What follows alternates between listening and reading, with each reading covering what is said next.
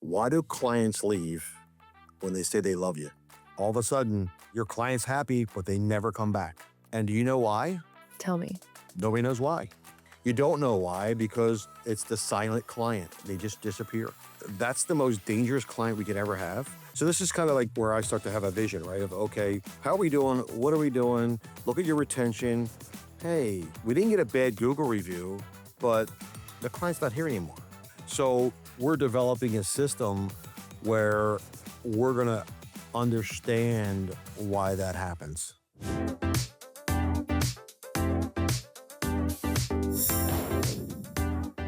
Today, we are talking to a salon leader who's using data, leadership development, and a brand new review platform to change how salons operate. I'm happy to invite and welcome my friend Lou DeCola to the podcast. Welcome, Lou. Oh, thanks for having me, Heather. I appreciate it. Looking forward to our conversation and dive deep into what I'm doing, what's going on, and how I can help people and other salon owners, continue to grow their businesses, because we do stuff that's a little more visionary, a little innovative, out of the box thinking that helps us grow a lot better. So. I mean, you've been in the industry for over 40 years and you're still innovating. Even that word you use is exactly what I think of when I hear about what you're doing. What keeps pushing you towards building better systems and keep growing? A lot of people find a great thing that works and just kind of set it and forget it. You're in the middle of a continuous innovation. So I'd love to know what keeps you inspired and going in that direction. I mean, I think that's the key, right? I strive, I'm a very positive mindseted person. So I get up every day and go, it's the best day ever.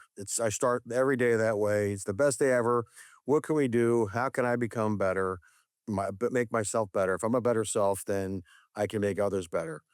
And the minute you think you know it all or you're running at 100%, get yourself a mirror and look at it, because you're done. Okay. You need to change. You need to constantly be innovative. You've got to always see what's coming next, because when you become complacent, then things start to fall apart. You can have great systems in place and they can be running great, but you still have to constantly be improving and being innovative, because, you're not wearing the same clothes you were, or the same hairstyle you were 5-10 years ago. If you are, you're outdated. We have to constantly evolve, especially with AI coming out and all that stuff there too. So yeah, and then that can be hard. improving. Our industry is typically a little slow adapting. It can be, we're very in-person, hands-on, connected, community kind of feel. And so it can be really hard for, I think, salons and salon owners to feel ready to take those shifts and jumps. I'd love to know, what is the biggest change, or what things have you seen change a lot, especially speaking about adapting? Like if you're doing things the same as 5 to 10 years ago, you're old, right? You're outdated. When it comes to salon leadership, what's really different today in salon leadership than when you started all those years ago? I think the closed-mindedness of salon owners today. We need to be open-minded. Today's society and the workforce is totally different than it was 10, 15, 20 years ago. 20 years ago, 30 years ago, everyone worked 30 hours a week, 40 hours a week. That's not happening today. So Yeah. my mindset and what we've done is said, okay, today's young talent wants to work 2 days a week or 3 days a week, or they want the instant gratification. So we've changed our business model where I don't need a 5-day-a-week employee. I'll take somebody who works 2 good days and they're working at 100% capacity. I got the best version of that person for 2 days. I'll take them and move on to the next. The issue that happens is your team needs to be bigger, larger. If you have a 5-chair salon, you need 10 stylists. Yeah. Not back in the old days, you needed 5 stylists or 4 stylists. You need 10, maybe 15. But if your mindset is still hasn't evolved into seeing what the young talent wants to do with their career, you're not going to succeed. And that's what I hear in the industry all the time. We can't find any employees. I turn them away. That's how people come to our business, that we turn them away, because I get to pick the cream of the crop because of the way that our business model is, where I will take somebody that wants to work 2 days a week. It's okay. Yeah. I think that's a big miss for some of the salon owners. So being adapted to the old model of, hey, you don't have to work 5 days a week or 4 days a week or every Saturday or every night. You're like, when are you best? Come and bring that to you. That's a lot to manage. I want to know, well, first, I want to know who's paying those people's bills. How are they making it? And I know that you're really passionate about helping your team build real life skill sets. They can set goals and things that are going to change their lives and have a huge impact. I want to know, what does that look like for someone working part time, and how are you leading people in this way? Like, what are you showing up as and helping them achieve in that way? So, you're talking about making money, right?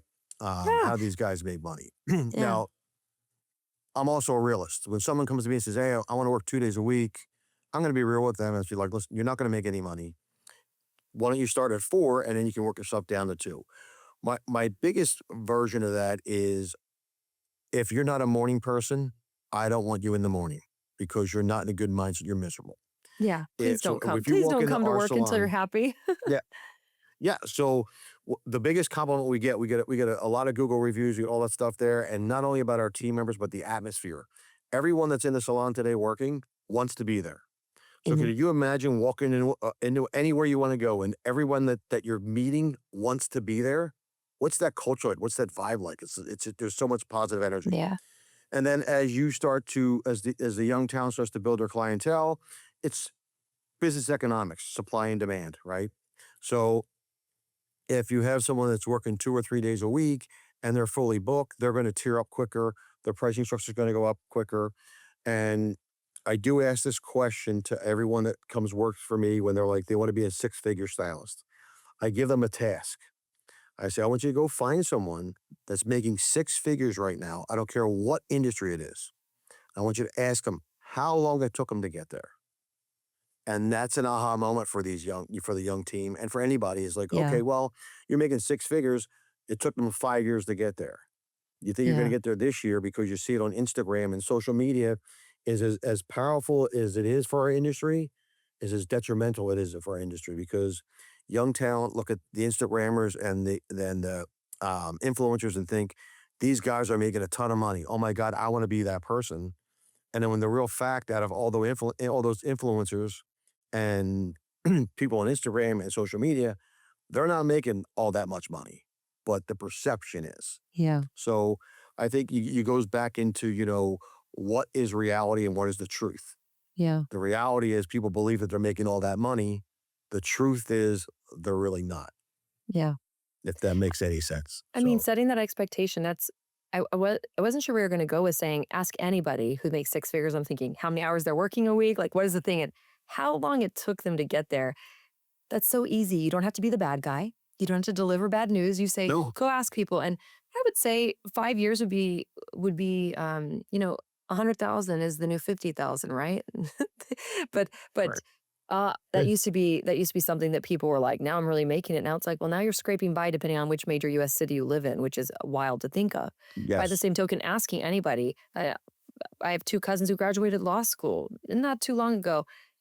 They were making 6 figures for the first few years out of law school, coming out of a long period of schooling. So this is a great question to ask people across industries. I think that's really smart. Um, you talk about these real business skills, teaching these stylists. These are actionable skills. These are things that are going to help them build their business, things that are going to help them recruit and retain their guests and make the experience better. I would love to know, like, what are the biggest wins you've seen in some of the new talent that you have coached and worked with on these things? And what do you see happening on your team as they embrace these business skills? I mean, you see the growth, right? It's people buying houses. Unfortunately, the elephant in the room right now is that in our industry, there's a lot of we have this stigma that you're dumb, you make no money, Yeah. go be a hairdresser. And one of my passions is to break that stigma.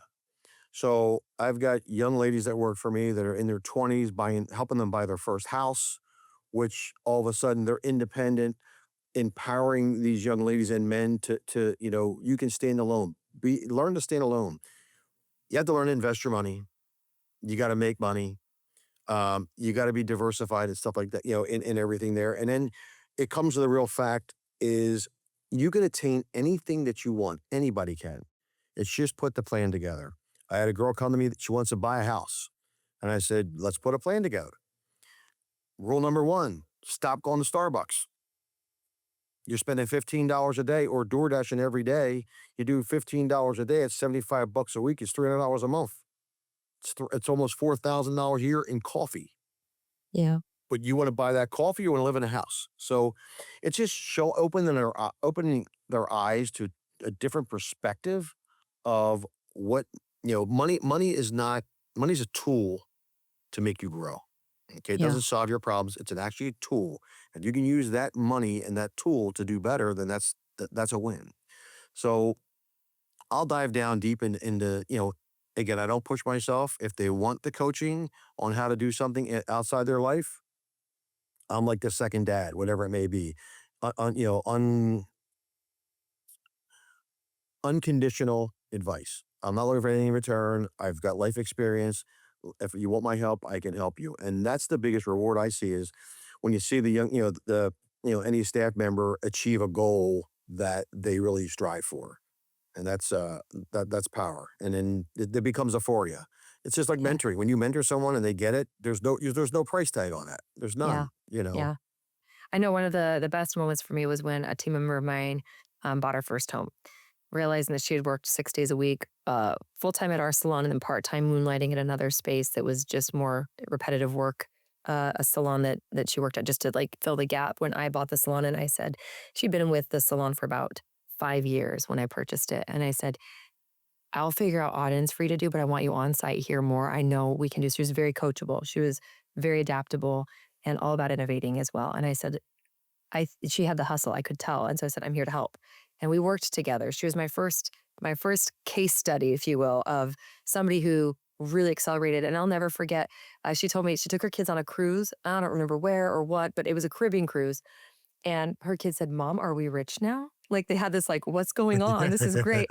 And then she went from working 6 days a week to four. She's my top producer on the team, and she's working 2 days less than she was making triple.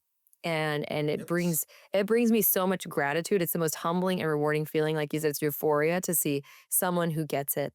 And the more people you have on your team who get it, I imagine that's why you have a wait list for people to work with you because they say, something's going on over there. I want what's happening there. And I think that's really that's incredible. Um, I'm curious too, how often are you leading team meetings or do you meet with your whole team on a regular basis? Do you meet one on one just when they ask for it? What does that look like for someone on your team? So you're hitting me at a great time right now. Okay, because we're running smoothly, we're growing. But then I realize that we need to do better. So I've spent the last 4 days, 15 hours a day, rebuilding our systems to make us better, which is crazy. So running meetings, we probably do staff meetings once a month, stuff like that too. I just built a leadership team for the first time. So I've had managers before. You have a manager, assistant manager, but now we have a leadership team we just built, and we're building that out now. We'll have 8 people on our leadership team plus managers. And the whole point behind that is if you have one person following what you're doing right now, it's great. Imagine if I have 8 or 10. What's the Yeah. power of that? Yeah. And then it gives them some value they get the insight of how business runs. And that's like one of the things I want to teach my team and my leadership team is let's learn about business. Okay. Why do I make a decision this way? It's not just because Lou wants to make a decision. He doesn't want to use this color. He wants to use that color line. He had extra This is the coffee this this is morning. the He had a data double behind. shot and he got an idea. Yeah. Right. Yeah. Exactly. So building that structure and that data, and once you kind of expose your team to that, and they understand where your vision is or what you're doing, it becomes more empowering. Um, Yeah. and then the whole goal for me is to make them better leaders than I am. That's my whole goal. If they can be better, I want them better than I am. Yeah, and you And you if I have said that you don't wanna be the smartest person in your team or in the room, no, that you want collaboration from leaders, and I loved reading that. I was like, "That's so impactful that, like, you don't have to have an ego about it, be like, 'I know everything.'" You're like, "No, I want 8 of you to know as much as possible so that there's yeah, more." I love that. I love that energy. go back to the same thing too, right? A team. What's a team? Okay, the team can't have 5 star players or 10 star players, they need one. They need everyone to be successful. A team that wins a championship didn't win it by one player. They won it as a team. Yeah. So that's my whole mentality. We have a great team and we're growing and we're going in the same direction. the power of that is just, it's a big tidal wave. It just flows. Um, Absolutely. You're multiplying yourself, in a way, better versions of yourself, other skill sets. When you mentioned you've got 8 leaders now versus the 2 managers you had before, which is a pretty big shift. Um, are those people working as stylists and then taking a leadership component? Like, do each of them lead a certain segment or co-lead? How did you kind of break that down? I know you're really big into systems and structure and things like that. So I'd love to know how you roll that out and what it looks like in real life in your team. so basically, what we did is, it was an idea and a concept, and I put a thing out to my team about 5 months ago. I said, "Is anyone interested in leadership?" And I thought, I'd get one or two people. Yeah. Well, I had 8 people apply, right? So Out with of how 8 people many, apply, roughly? I mean, we have 25, 26 stylists, plus, other support team. We have 42 employees, but Okay. stylists, we have 20, 25, 25, 26. Were the leaders that So I put it applied all out there. stylists? All stylists applied. Okay. Yes. Okay. Okay. I had 8 stylists apply. So my mindset was what, and some were tier five high level producers, some were entry level. Mhm. My mindset was, why would I deter someone that wants to be a leadership or has interest in leadership? So I took all 8 of them and I said, Oof. we're going to build a team around these 8 people. And, it could be some might drop out, some might grow, but I took all 8 of them. And now what we're doing is we're breaking it down into different segments of, um, who's going to lead education, who's going to lead customer relations, who's going to lead software. So not they're not going to lead um, tier levels of stylists. They're going to lead departments in the salon, and they'll Cool. become our experts in that area. And then we have an expert to go to in that area. Love it. So as this system, we started to develop this, we came up with another concept. Now it's called the DeCola Academy. So we're actually before this podcast, when I'm done now, I'm going back to the conference room to continue to build the DeCola Academy, which is going to be all about how systems work in our facility, in each segment, in each department. So it's constantly evolving. And I had one-on-ones with each leader last week just so they could speak freely, because we had a group meeting and I said, okay, we're doing one-on-ones privately. Yeah. Give me your mind. What do you want to work on and stuff like that? And some people's true colors came out, which surprised me on some of them. Some introverted team members were, bam, they wanted more. They wanted more. They wanted to Yeah. learn more. And that's power. So we took all that data and we're bringing that data into building the academies and our systems. But, you know, and I've in true disclosure too with my team, I'm like, listen, you guys are going to mess up. You're going to make mistakes, but so am I. Yeah. So as much as I'm going to, forgive you for your mistakes or mentor you, you need to have the same kind of courtesy to me, because this is a new thing that we're developing. And I Right. think if you become honest with your team and straightforward, everything becomes easy. It's so much easier to do stuff like that. Hey, business owners. Yes, you. I know you're juggling it all: marketing, admin tasks, websites, podcasts, social media. The list never ends. That's where Spark comes in. We're a virtual assistant company built just for small business owners, because once you're able to delegate, we know you'll be able to dominate. Our clients are seeing up to 30% increase in social media engagement and sales, all by letting us handle the behind the scenes work. Not to mention an incredible boost in flexibility, profit, and time. So scan the QR code right now to schedule a free chat with my team. Let's make you efficient AF and help you focus on what you do best: growing and leading your business. Well, and like you said, you're leading by example, that it's safe to adapt, it's safe to iterate, it's safe to get it wrong. I've never done this before. I've never had 8 leaders, but let's make this team work. And I'm gonna get it wrong, you're gonna get it wrong, and let's make it safe to get it wrong. And that's actually how you stop things from escalating to a total catastrophic event where it's gone wrong for a long time. And I love that you invited them in one-on-one to say, tell me what you're seeing. And there's so much power in that one-on-one connection, asking, what improvements can I make as leader, or can you see making DeCola Academy or DeCola salons improve? And I think that's very powerful. And you have to be, as you mentioned at the very beginning, willing to know, like, every day that you can improve. You've got to have an air of Yes. humility to understand that growth is ongoing and that we don't know it all. That opens up that unlocks so much. That alone, it's like this podcast is complete, ladies and gentlemen. If you can just sear that into your brains, Lou DeCola has his whole entire, purpose for existing has probably been emblazoned. At the same Good. time, there's so much more. You have so much more understanding and to offer, which I think is so impressive.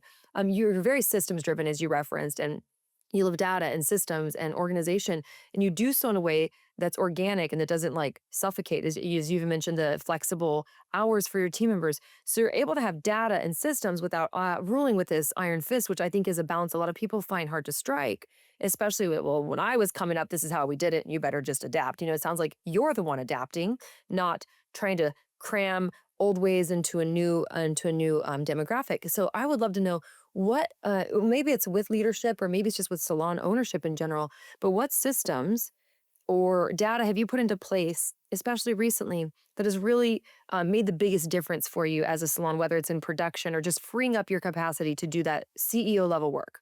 A lot of salon owners can't go back to the drawing board like you're doing to lead DeCola Academy because they're bogged down. So what systems have you put into place that have unlocked this capacity for you? So the first thing you have to realize is you need to remove yourself from your business. Okay, the old analogy: work on your business, not in your business. Hmm. So I find my most clarity when I'm not in the salon and I'm either doing something else. My clarity comes out, and I'm actually working on a new project right now, which is pretty crazy because I became obsessed with this one question. One question: why do clients leave when they say they love you? Okay, why all of a sudden, you know, your client's happy, but they never come back. And do you know why? Tell me. Nobody knows why. Okay. I was So like waiting for the so answer. yeah, you don't know why because it's the silent client. They just disappear. So that's the most dangerous client we could ever have. So this is kind of like where I start to have a vision, right? Of okay, how are we doing? What are we doing? Look at your retention. Hey, we didn't get a bad Google review, but the client's not here anymore. Yeah, but What why is your happened? retention at 30%? Right. Why is that? Why is that? Why is that? Why is that there? So, we're developing a system where we're going to understand why that happens. So Is this we're by developing, chance something I can reference by name? not really by name. Well, we call it right now, I operate under a thing called the 100% client satisfaction standard. You got a Okay. Let satisfaction that sink in guarantee. for 1 second. It's the Yeah. satisfaction guarantee. It's the scariest thing you could tell someone to say, hey, listen, I want to make sure that you are 100% satisfied. That's scary as an owner going, oh my God, we're going to get Janie didn't like the paper towel. She didn't like that. He didn't like this. And you think you're And getting now I'm paying nitpicking them stuff. back. Yeah. Right. But what happens is, as a true owner and a true visionary, why would you not want to know everything that's wrong or that you could upgrade in your business? Is Why it would you like a not want to secret know that? shopper every day? I mean, is that what's like a secret shopper coming with a clipboard and being like, that was too bright, that was too cold, this was good, this was bad. Like how are you doing this? Is this something you might be developing for others to try by chance? This is going to be a software that we're developing, okay, that will actually have real-time data, analytics, and you'll understand before that client never comes back why they were not 100% satisfied. And then what happens is that's going to give you the power to recover that client before they go to Google, give you a bad review. Because what a lot of people in the industry look at is the reviews. If you get a review, it's already done. It's too late. Yeah. Okay. So if you can stop before it gets there, it's more powerful to fix the problem before it gets to that Mhm. point. So it also takes out the guesswork of like, okay, why did they leave? Now you know why they were unhappy. How can we fix it? We have data points, touch points, and as we continue to build a system, and when we launch this system, it's going to change the industry. It really is, because you know right now it's kind of like everyone's guessing. Yeah. You're guessing, why didn't Janie come back? She said she loved it. Oh, maybe she moved, maybe her friend, but you have no idea. Was it too So expensive? Was it too far of a what drive? It's the silent quitting, Lou. Like people who you it's don't know why they're going, but they're gone. Yeah, that happens a that's correct. ton. Yeah. It'll also be a system that will close the gap between how a client feels and what the salon knows. Okay. Let that sink in, right? What the client felt versus what we know. We thought Yeah. they felt great, but they never came back. So where do we miss that gap?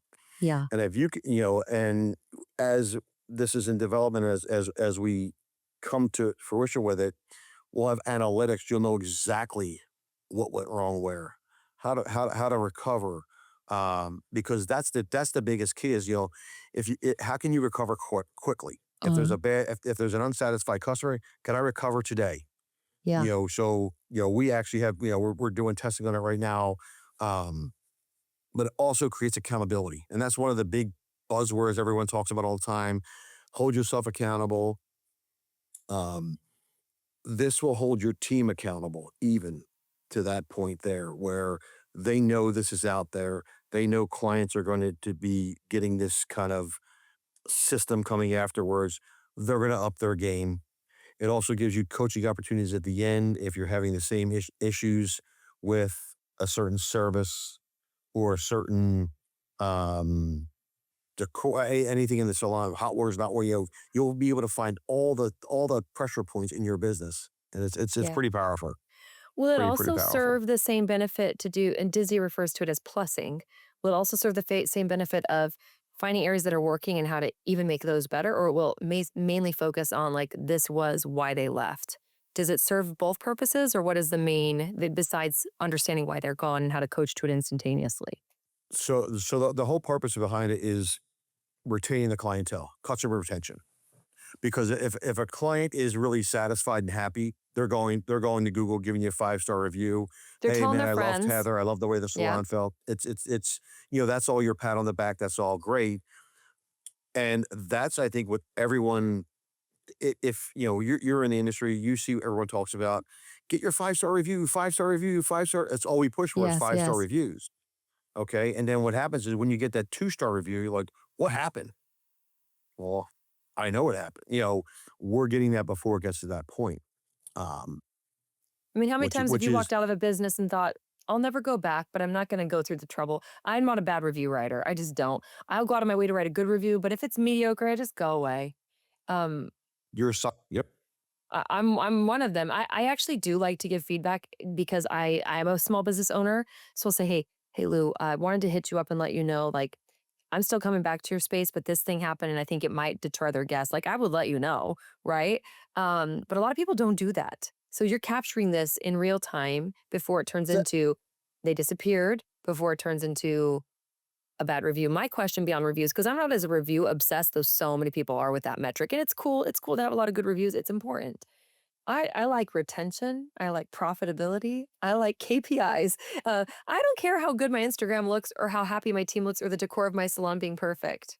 I care about obviously humans first and foremost, but when we're talking about as a business Mhm. owner, what I care about, you can give me 5 5-star reviews or give me 5,000. I want to know what my profit margin is.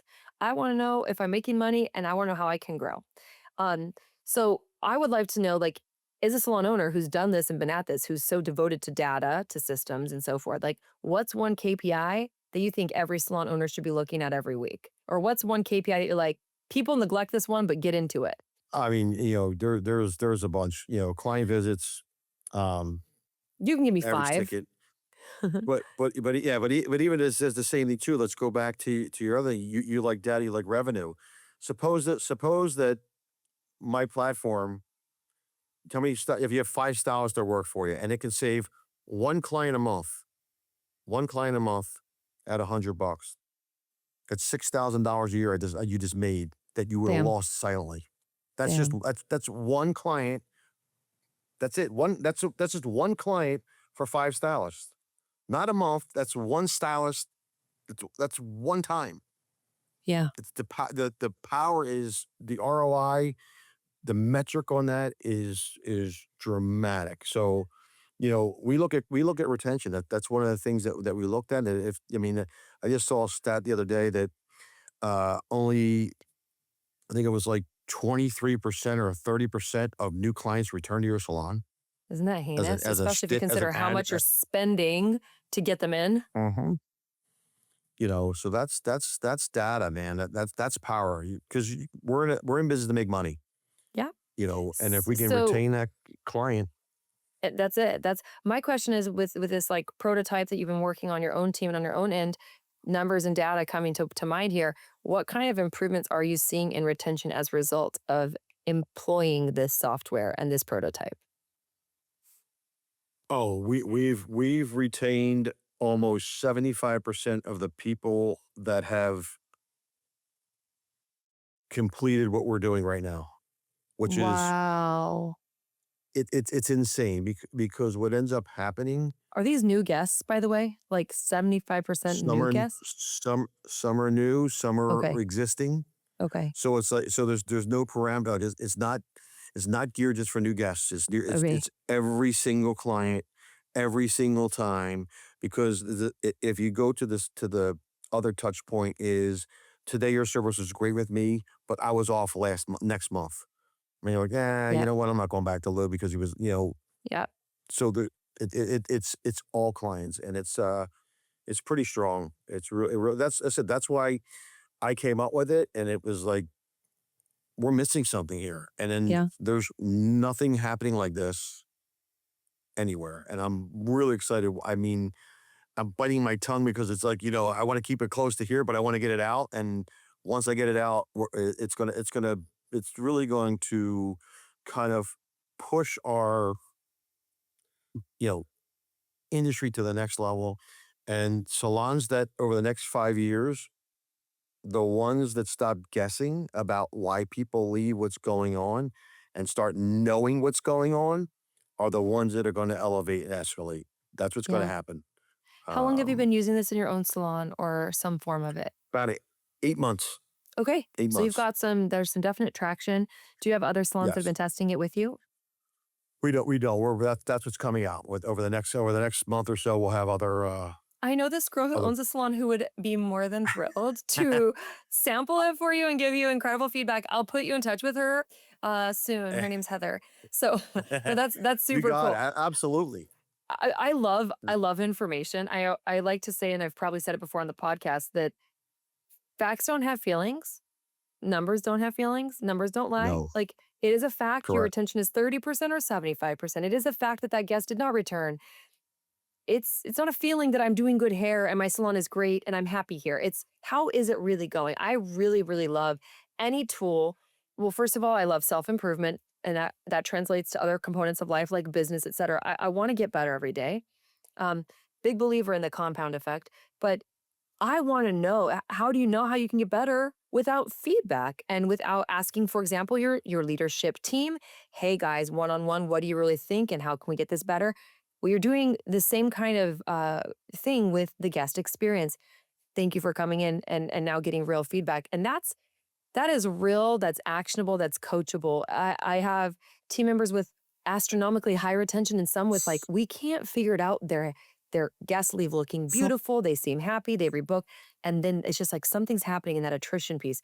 What a puzzle to solve. And this could, if you think about even like the price per client acquisition, if you think about it, maybe it costs $20 per guest if you put in all your marketing spend or your offers or whatever you do to get a guest a new chair. Let's just call it a conservative $20 per guest.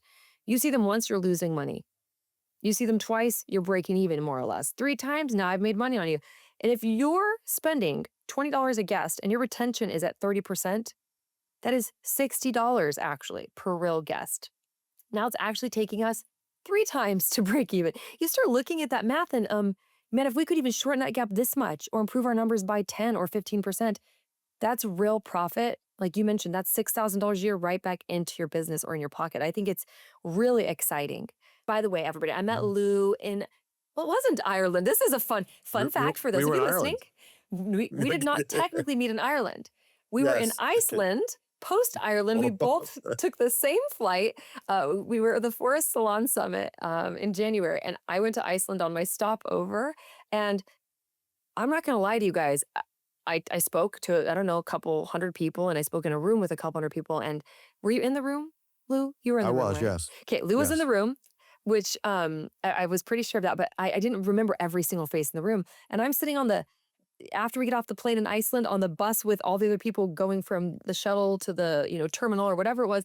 And this guy named Lou DeCola looks at me and goes, Heather, right? And I'm like, maybe. Why? Who's where's Big Brother and why is he following me? And because I didn't know, I had no I'm in Iceland. I'm not in Ireland anymore. He Yeah. goes, I was at the Forest Summit. I'm like, oh, superb. So there's not like an air tag. I'm not wanted by the FBI. Okay, we're good. So then I was fine. Lou's cool. Okay, I mean, you never know. And anyway, it was fun though. We made a great conversation. And your sweet wife, your patient, amazing wife, she was with you and your partner. And I mean, by the time we got off the bus, I'm like, what's this thing you're developing? Tell me more about it. Will you be on my show? I want to know more about what you're doing. And just, anytime I find a salon bestie who's got something cool going on, I love innovators. I love bright ideas. And I want to learn and grow too. And I know that the people who listen want to learn and grow as well. And so what you're creating, what you've created actually, what you're preparing to launch soon, I think will make a huge impact on our industry, our ability to show up better, to fine tune the experience, and to increase real numbers, which hallelujah to that, right? Everybody wants that. So it was a fun minute, and I can't remember what, but it was like now we're like walking to get our baggage claim, and I'm like, I'm halfway done doing like my podcast outline in my head and thinking this is going to be good because I like what you got going on, and leading your team with consulting and having a teacher's heart or a person who wants to improve, you're bringing that to the other spaces you find yourself in, which I think is it's a way of just giving back. It's a palpable gift back to people after having a successful career and running. You don't just run one business, you run four, which is more than most people can do with five of their best nights sleep in a row, let alone, running a salon is one enough. But I think that's like really hats off to that. I would love to know, actually the people listening would love to know. So this is gonna air sometime in April 2026. I would love Okay. to know what where people can find more information about what you're doing, where people can follow you or work with you. Within months of listening, there will be a product they can use and see real results from. So I want to know how people can figure out how to do that and reach out to you. So they can jump, my Instagram, at Lou DeCola. You can also go to decolasalon.com. That's our website for the salon. And we have some stuff on there too. So once we really get things launched and pushing, I'll be making a bigger push to get things out there. We will be at Data Driven in May. We were top 200 salons, so we'll be there Big for that. congrats. What category? I'll be Yes, there thank too with you. Tantrum. What category? Um, Innovative technology. So funny. Who would have known? So let's feign shock. I'll be there for growth. With Tantrum Salon, and then Spark will be presenting That's a awesome. workshop. So I get to be there as five different people. It's so fun, right? I can't wait to see That's there. it. So data driven. That's going to be right after this airs, and then you'll probably have a website and other things to launch once you got the official launch of that. We will include how to contact you in your show in the show notes here. Um, Okay. but but beyond that, I want to know where else people can find you. Is there anything else? What's next for you? What's up and coming besides this software you're developing? We were doing salontraining.com. I don't know if you know who they are. Yeah, They're I just interviewed her. yeah. For Yeah, Tracy. Oh yeah, Tracy. Tracy. Yeah, Tracy's a friend of mine. Yes. So So you're on doing a salon show for training. her. Good. Yep. Okay. So I'm gonna do that with her. We have a show on the 2027. She's putting a show together. Yeah. So we'll be at that show.